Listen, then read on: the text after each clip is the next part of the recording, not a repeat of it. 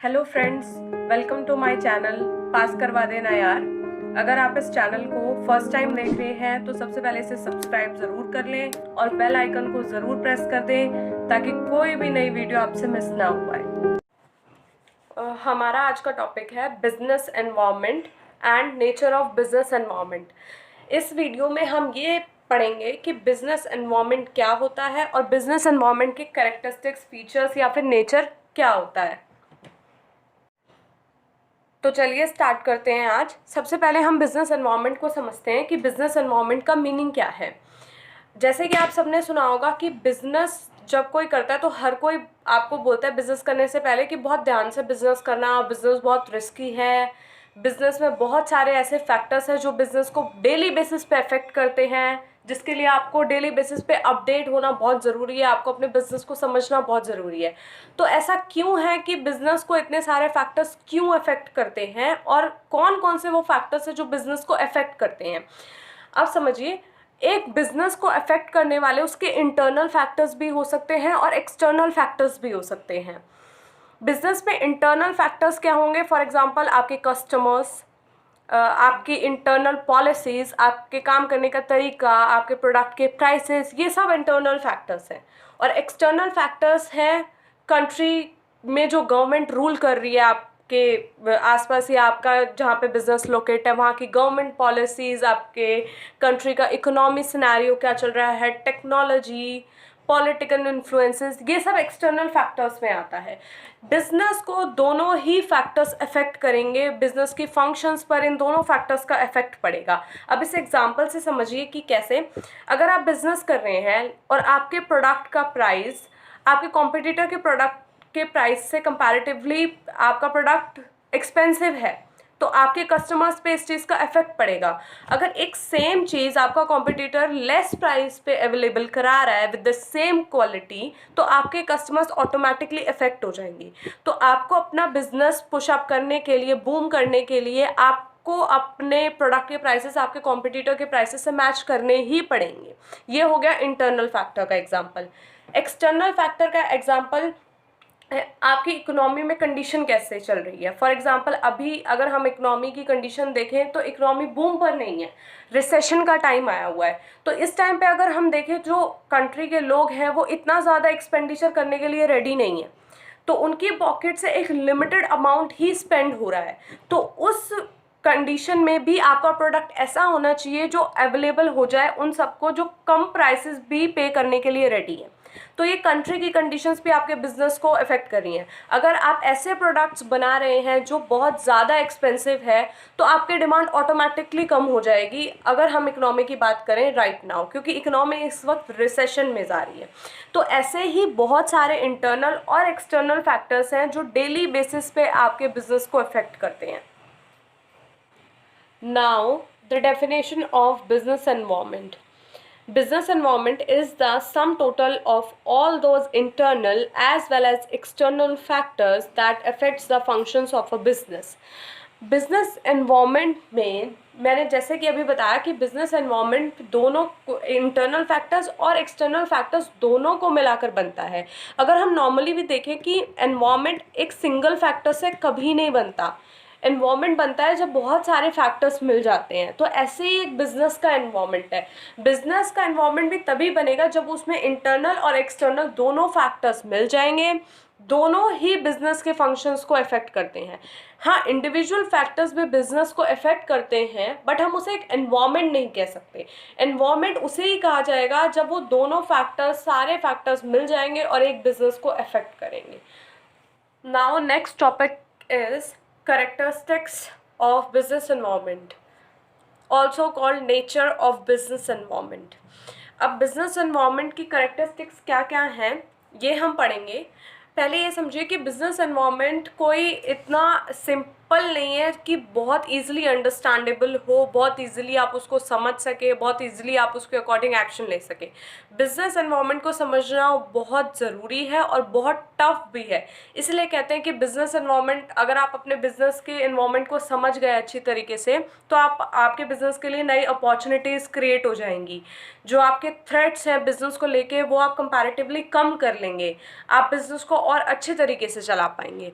तो पढ़ते हैं कैरेक्टरिस्टिक्स बिजनेस एनवायरनमेंट की। First is complex. Business environment जो है वो बहुत ही कॉम्प्लेक्स होता है। Complex in the sense difficult, क्योंकि बिजनेस एनवायरनमेंट में कोई एक फैक्टर नहीं है जो बिजनेस को अफेक्ट कर रहा है। ऐसे बहुत सारे फैक्टर्स हैं जो बिजनेस को अफेक्ट कर रहे हैं। उसमें इंटरनल फैक्टर्स भी हैं, एक्सटर्नल भी हैं, एक्सटर्नल में माइक्रो भी हैं, मैक्रो भी हैं। ऐसे बहुत सारे फैक्टर्स हैं। ऐसे इवेंट्स अराइज हो जाते हैं, कंट्री में ऐसी कंडीशन सडनली आ जाती हैं जिसका आपको पहले से कोई अंदाज़ा नहीं होता। आप उसको पहले से नहीं गेस कर सकते कि ऐसा होने वाला है। तो आप कितने सारे ऐसे फैक्टर्स हैं जिनको आपको डेली बेसिस पे समझना पड़ता है। तो ये बहुत ही ज़्यादा एक कॉम्प्लेक्स प्रोसेस है। Next is interdependence. Business environment के जो फैक्टर्स हैं वो आपस में इंटर रिलेटेड है। अगर किसी एक फैक्टर में चेंज आ रहा है तो वो ऑटोमेटिकली किसी दूसरे फैक्टर को भी अफेक्ट करेगा। ऐसा नहीं है कि एक फैक्टर अगर चेंज आया तो वो अपने लिमिटेड एरिया तक ही चेंज करेगा, ऐसा नहीं है। किसी भी फैक्टर का जो चेंज है वो अदर फैक्टर्स को ऑटोमेटिकली अफेक्ट करता है। किसी भी फैक्टर में चेंज आया हो, चाहे वो सोशल चेंज हो, इकोनॉमिकल चेंज हो, लीगल चेंज हो, हमारे कल्चर में चेंज आया हो, या फिर कोई टेक्नोलॉजी अपग्रेड हो, ये जितने भी फैक्टर्स हैं, अगर किसी भी एक फैक्टर में चेंज आएगा तो वो ऑटोमेटिकली किसी दूसरे फैक्टर को अफेक्ट ज़रूर करेंगे। इसका अगर हम एग्जांपल देखें तो अगर हम कल्चर की बात करें तो आपने देखा होगा कि आजकल इंडिया का जो कल्चर है, जो इंडियन लोग हैं वो वेस्टर्न कल्चर को बहुत ज़्यादा पसंद करने लगे हैं। वो उनके कल्चर से बहुत ज़्यादा अफेक्टेड हैं और वैसा ही उनका खाना पीना होता चला जा रहा है, उनका पहनावा भी वैसा होता चला जा रहा है। तो इस चीज़ से जो है इंडिया में जो फूड है, वेस्टर्न कंट्रीज़ में जो फूड पॉपुलर है उसकी डिमांड इंडिया में बहुत ज़्यादा बढ़ गई है। और वैसे ही जो कपड़े हैं, चाहे वो वेस्टर्न क्लोथ्स हो, उसकी डिमांड भी इंडिया में बहुत ज़्यादा बढ़ गई है। तो इससे जो बिजनेसमैन है, जो ऑर्गेनाइजेशंस है, वो वैसे ही प्रोडक्ट्स को प्रोड्यूस कर रही है जो लोगों को पसंद आ रहे हैं, जो कि वेस्टर्न कल्चर से अफेक्टेड है। इसका सेकंड एग्जांपल ये भी हो सकता है कि कुछ टाइम पहले जब हमारी कंट्री में टेक्नोलॉजी जो है इंटरनेट की वो अपग्रेड हुई थी और इंडिया में 4G आया था, तो जियो ने फर्स्ट मूवर एडवांटेज जो है कंपनी को मिला था। जियो ने 4G के साथ अपना इंटरनेट बहुत फ्री कर दिया था, कॉलिंग फ्री कर दी थी। इससे कंपनी का डेटाबेस, जो कस्टमर बेस है कंपनी का, वो बहुत ज़्यादा इंक्रीज़ हो गया था। उसे जियो ने बहुत अच्छा मार्केट शेयर कैप्चर कर लिया और अभी तक भी कंपनी जो है वो एडवांटेज इस चीज़ का उठा रही है। तो इससे क्या हुआ था, जब इंटरनेट के यूज़र्स हो गए, इतना ज़्यादा इंटरनेट जो है पॉपुलर होने लगा, तो गवर्नमेंट ने भी इसका फ़ायदा उठाया और गवर्नमेंट ने भी अपने लीगल स्ट्रक्चर को कंपनी के चेंज कर दिया। जो गवर्नमेंट है वो डिजिटलाइजेशन लेकर आई।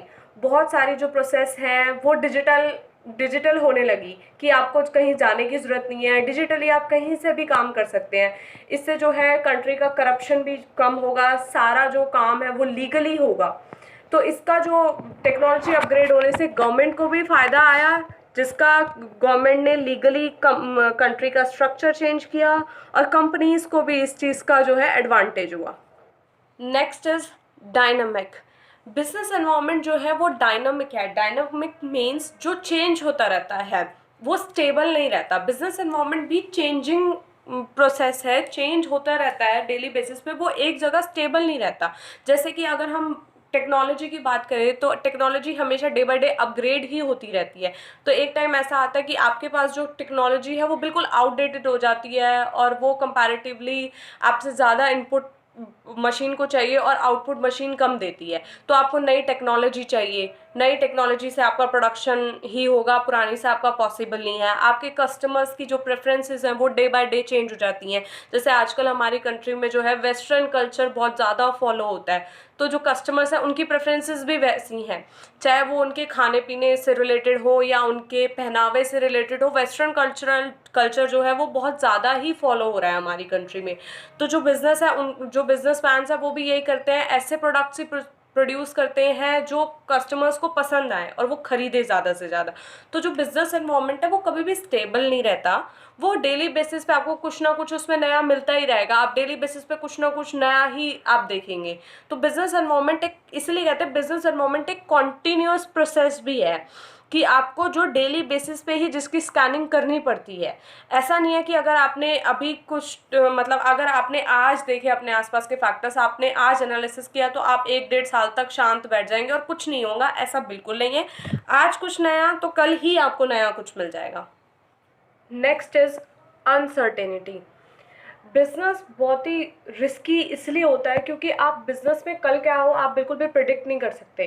बिजनेस बिल्कुल ही अनसर्टेन है, कल क्या हो, कल क्या आपकी कंट्री की पॉलिटिकल कंडीशंस चेंज हो जाए, इकोनॉमिकल कंडीशंस चेंज हो जाए, या आपके बिजनेस के अगेंस्ट कोई लीगल एक्शन ले लिया जाए, कुछ भी आप प्रिडिक्ट नहीं कर सकते। फ्यूचर हमेशा से ही अनप्रिडिक्टेबल है, इसी वजह से ही बिजनेस को सबसे ज़्यादा रिस्की माना जाता है। इसको अनसर्टेनिटी को हम एक एग्जांपल से बेटर समझ सकते हैं। आप सबको याद होगा कि अभी कुछ टाइम पहले एक मैगी में प्रॉब्लम आ गई थी, जिसकी वजह से गवर्नमेंट ने मैगी को बैन कर दिया था all of the sudden.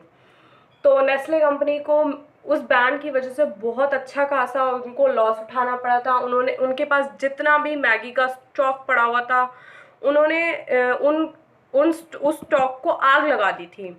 Nestle company को उस ईयर में बहुत अच्छे वाला लॉस बियर करना पड़ा था। ये भी अनसर्टेन ही था कि कोई नहीं जानता था, या नेस्ले को भी कोई भी खबर नहीं थी कि ऐसा कुछ हो जाएगा कि सडनली मैगी बैन कर दी जाएगी। और उस टाइम पे क्या हुआ था कि जब मैगी को बैन किया गया तो उसके कॉम्पिटिटर थे जो पतंजलि, उनको बहुत प्रॉफिट हुआ था, क्योंकि उनका जो पतंजलि की मैगी या आटा नूडल्स वो मैगी का सब्स्टिट्यूट है। तो उस टाइम पे उसके कॉम्पिटिटर को बहुत एडवांटेज हुआ था। तो ये कुछ भी नहीं पता कि आपके बिजनेस में सडनली क्या हो जाएगा, इसलिए सबसे ज़्यादा बिजनेस एनवायरनमेंट अनसर्टेन है, बिजनेस बहुत ज़्यादा अनसर्टेन है और रिस्की बहुत ज़्यादा है। Next is relativity. Business environment is a relative concept. अब ये रिलेटिव कैसे है? बिजनेस एनवायरनमेंट डिफ़र करता है कंट्री टू कंट्री और रीजन टू रीजन। ये ज़रूरी नहीं है कि अगर आप इंडिया में एक प्रोडक्ट बना रहे हैं जिसका आपका इंडिया में अच्छी खासी सेल है, आप अच्छा खासा मार्केट शेयर रखते हैं, आपकी प्रोडक्ट की डिमांड भी है, ज़रूरी नहीं है वही सेम प्रोडक्ट आपका किसी और कंट्री में भी चल जाएगा, क्योंकि वहाँ का बिज़नेस एनवायरनमेंट अलग है, यहाँ का बिज़नेस एनवायरनमेंट अलग है। वहाँ का मार्केट स्ट्रक्चर कुछ और है, वहाँ की डिमांड कुछ और है और यहाँ की डिमांड कुछ और है। तो इसका एक बहुत अच्छा एग्जांपल ये है कि अगर आप फॉर एग्जांपल अगर आप इंडिया में टेक्सटाइल बिजनेस में और आप साड़ी बनाते हैं, तो अच्छी खासी आपकी डिमांड है इंडिया में कि आपका अच्छा मार्केट शेयर है, आपकी बहुत डिमांड है इंडिया में साड़ीज़ की। लेकिन अगर आप सेम बिजनेस बाहर करना चाहें यूएस में, जहाँ पे भी वेस्टर्न कल्चर्स है, तो वहाँ पे आपका सेम प्रोडक्ट सेम डिमांड नहीं रख सकता, आप सेम मार्केट शेयर वहाँ पे कैप्चर नहीं कर सकते। इसीलिए बिजनेस एनवायरनमेंट जो है वो डिफरेंट होता है region to region, country to country. आप उसी तरीके का आप वहाँ पे मार्केट कैप्चर कर सकते हैं जिस चीज़ की डिमांड है, वही प्रोडक्ट्स आपके बिकेंगे जो कस्टमर रेडी है परचेज करने के लिए।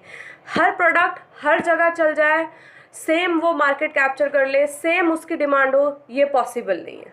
Now the last is specific and general forces.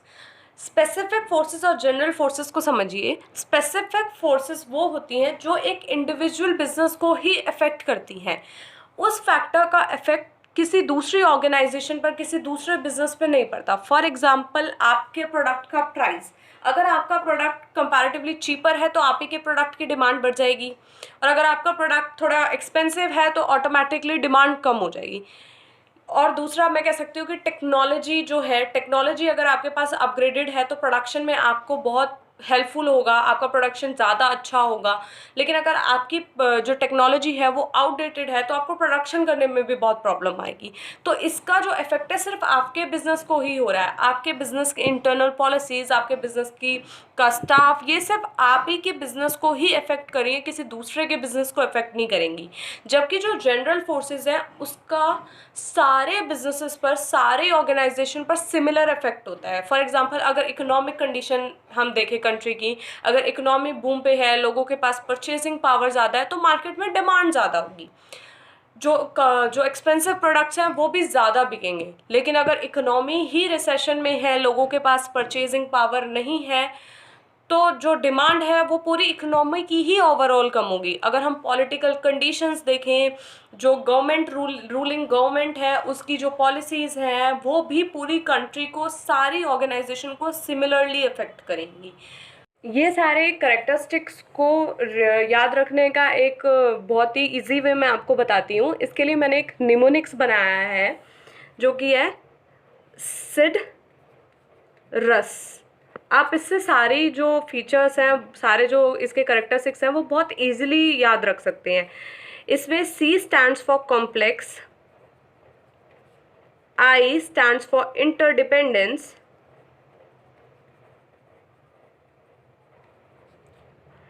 D stands for dynamic, R stands for relativity, U stands for uncertainty, and S stands for specific and general forces. आप एक simple सा word जो है वो याद रख सकते हैं, दैट इज सिड्रस, जिससे आप ये सारे पॉइंट्स ऑटोमेटिकली आपको याद रह जाएंगे। आपको सोचने की बहुत ज़्यादा ज़रूरत नहीं है कि हमें क्या याद रखना है या क्या हम एक पॉइंट भूल ना जाएं। बहुत ही सिंपल एक शॉर्ट मैंने आपको एक नेम दे दिया, एक निमोनिक्स दे दिया, दैट इज सिड्रस। तो अगर आपको ये वीडियो अच्छी लगी हो तो इसको लाइक करें, सब्सक्राइब करें चैनल को, और इस वीडियो को अपने फ्रेंड्स के साथ ज़रूर शेयर करें। इस वीडियो के और लास्ट वीडियो के जो नोट्स हैं वो आपको डिस्क्रिप्शन बॉक्स में लिंक मिल जाएगा, उसमें सारे नोट्स गिवन हैं, आप वहाँ से इजीली डाउनलोड कर सकते हैं। और बाकी हमें इंस्टाग्राम पर फॉलो करना ना भूलें, आईडी गिवन है डिस्क्रिप्शन बॉक्स में। Thank you so much.